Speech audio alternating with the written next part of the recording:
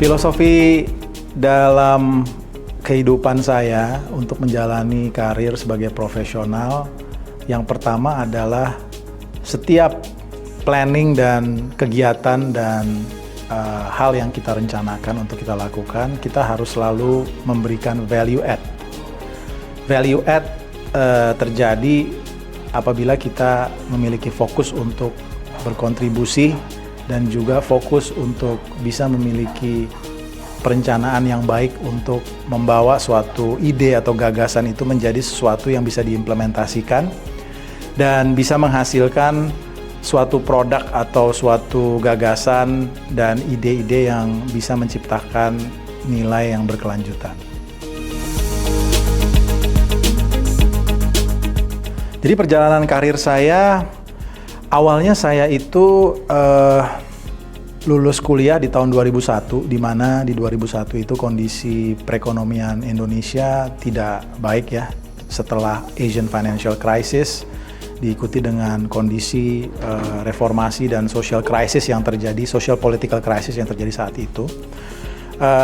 Saya memutuskan untuk melanjutkan studi S2 di Amerika Serikat.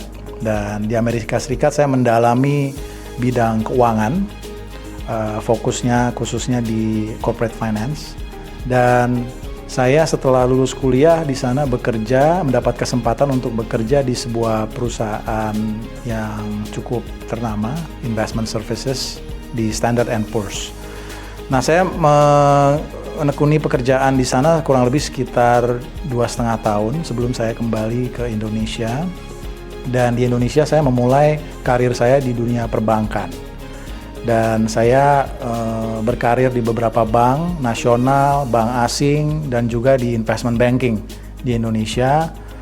Sebelum kemudian saya masuk ke dunia advisory, corporate finance advisory, fokus di distress situation, yang membawa saya ke Semen Indonesia untuk memulai suatu babak baru di sektor real ya. Saat itu di mana Semen Indonesia di tahun 2019 melakukan akuisisi cukup besar terhadap Holcim Indonesia. Perjalanan karir saya itu boleh dibilang sampai dengan saat ini penuh dengan berbagai pengalaman yang warna-warni ya. Jadi saya pernah duduk di sebelah meja untuk memberikan advice. Saya pernah di perbankan dan saya pernah di consulting yang fokus di distress situation. Jadi saya melihat itu merupakan modal yang cukup baik buat saya untuk bisa masuk di sektor real dan memegang kendali di perusahaan yang langsung di bidang sektor real industri, utamanya Semen Indonesia. Nah, hal ini menurut saya cukup baik untuk bisa memberikan tambahan nilai buat saya untuk bisa berperan sebagai pengambil keputusan di bidang keuangan, karena banyak pengalaman-pengalaman saya untuk bisa menghandle klien, pengalaman-pengalaman dari klien-klien saya baik di saat dalam kondisi baik atau dalam kondisi sulit. Jadi dua kondisi tersebut saya sudah pernah terjun langsung untuk bisa melihat permasalahan yang ada, kenapa, dan bagaimana cara mendapatkan solusi terbaik. Jadi hal itu yang terus terang membuat foundation saya untuk bisa berkarir di bidang keuangan dan memegang peranan dalam pengambilan keputusan di bidang keuangan.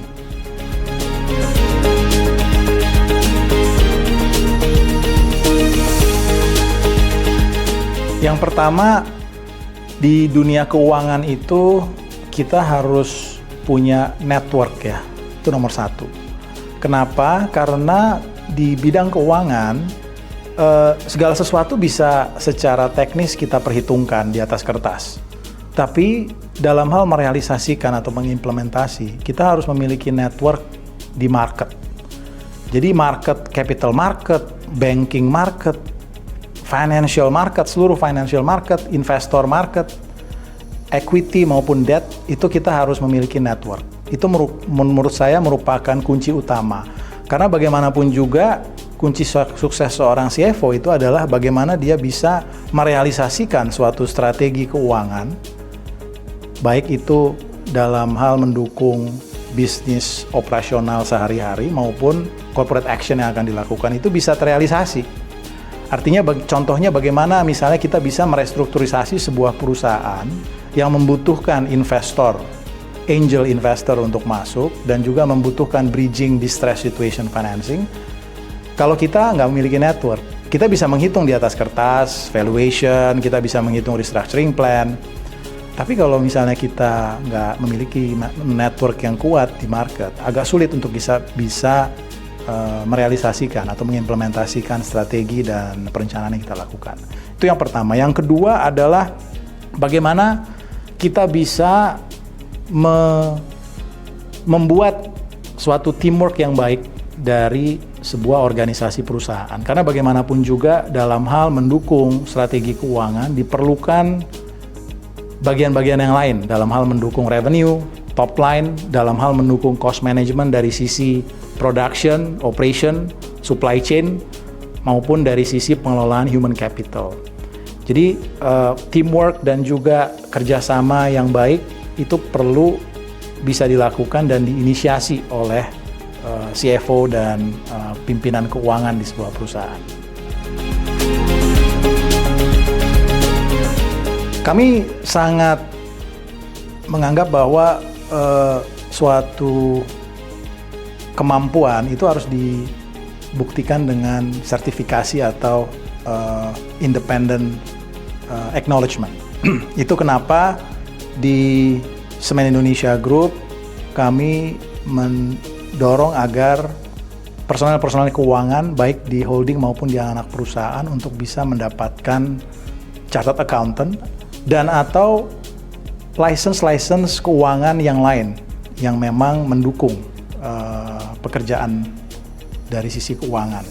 Jadi secara umum itu merupakan suatu kebijakan dan kita sangat mengapresiasi dan memberikan nilai tambah bagi personel-personel keuangan di Semen Indonesia Group yang bisa mendapatkan lisensi baik itu chartered accountant maupun lisensi keuangan yang lainnya.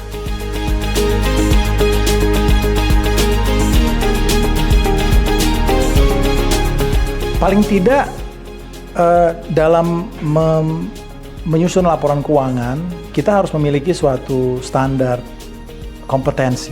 Nah, standar kompetensi ini bagaimana kita bisa menetapkan apabila kita sendiri tidak memiliki suatu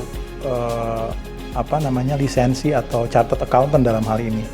Jadi menurut saya dengan terpenuhinya key person yang memiliki chartered accountant di bidang keuangan dan pelaporan keuangan di Semen Indonesia Group, at least kita memiliki keyakinan bahwa kompetensi secara utama itu sudah terpenuhi.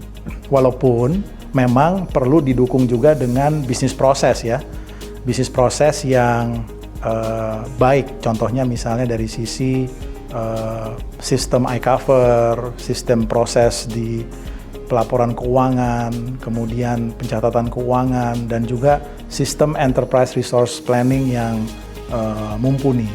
Jadi ini merupakan satu kesatuan yang harus saling terpenuhi rangkaian proses ini dan didukung oleh personel-personel memang yang memiliki lisensi atau independent lisensi seperti chartered accountant.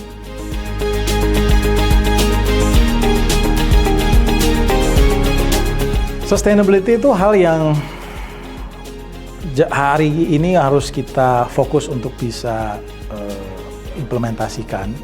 Artinya dalam hal bagaimana kita secara kontinu bisa meneruskan going concern dari perusahaan, melihat dengan kondisi secara global di mana aspek environmental, social, governance itu merupakan hal yang penting. Karena perubahan dinamika di dunia ini dan juga dinamika iklim yang terjadi, mau nggak mau harus menuntut setiap perusahaan untuk bisa bertransformasi dan menyiapkan diri secara jangka panjang untuk sustain. Nah, artinya apa sustain? Sustain artinya bagaimana secara bisnis model bisa kita lakukan inovasi-inovasi ke depannya untuk bisa mengikuti perubahan dinamika market.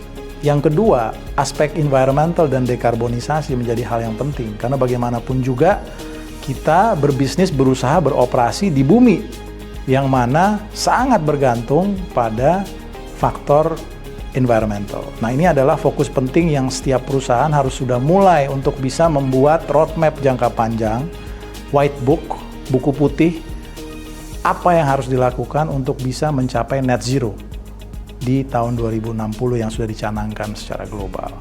Kemudian dari sisi aspek governance dan sosial, bagaimanapun juga interaksi kita dengan lingkungan itu bukan hanya dari environment, tapi juga dari sisi aspek sosial. Sehingga sebagai perusahaan, kita harus terus bisa beradaptasi dengan kondisi sosial di mana perusahaan kita beroperasi. Sehingga aspek sustainability menurut saya sangat penting.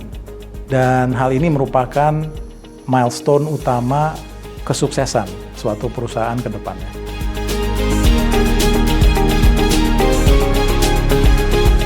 Oke, yang pertama, kapabilitas teknis secara akademis itu harus dipenuhi. Kemudian yang kedua, terus untuk bisa update dengan kondisi market. Karena di situasi market sekarang dengan VUCA ya, volatile, kemudian uncertain, kompleks, dengan ambiguity yang cukup besar, maka dinamika di market itu sangat cepat terjadinya. Sehingga kita perlu untuk bisa mengupdate diri kita senantiasa dengan hal-hal yang terjadi di pasar. Kemudian yang berikutnya adalah kita harus fokus pada integritas dan confident untuk bisa terus memberikan value add tambahan. Dan untuk mendapatkan CA, menurut saya harus fokus dalam hal mengikuti mata pelajaran, mata kuliah yang diberikan, dan juga untuk bisa meluangkan waktu sehingga bisa mengerjakan seluruh persoalan-persoalan dan ujian-ujian yang diberikan. Saya yakin pastinya teman-teman semua apabila melakukan hal-hal tersebut pasti akan sukses untuk bisa mendapatkan sertifikasi CA.